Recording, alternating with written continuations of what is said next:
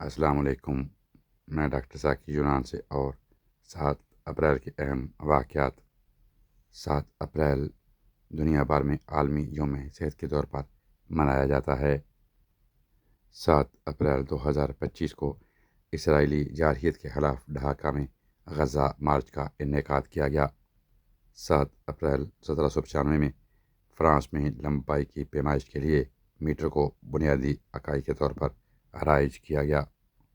7 April 1818 میں ہندوستان میں انگریزوں نے مقدمات چلائے بغیر قیدیوں کو حراست میں رکھنے کے لیے ایک قانون بنایا جو 1947 تک نافذ العمل رہا۔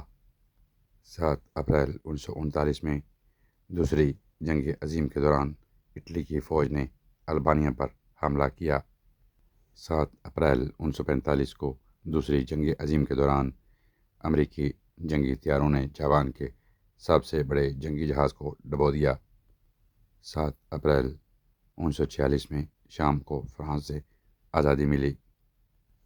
7 اپریل 1980 کو ایران کے دارالخلافہ تہران میں امریکی سفارتخانہ میں حکام کو یرغمال بنائے جانے کے بعد صدر جیمی کارٹر نے ایران کے ساتھ سفارتی تعلقات توڑ دیے۔ 7 اپریل 2003 کو امریکی فوج نے عراق کے دارالخلافہ بغداد کو اپنے قبضے میں لے لیا۔ 7 اپریل 2005 ہندوستان پاکستان کے درمیان سری نگر مظفرآباد بس سروس شروع ہوئی۔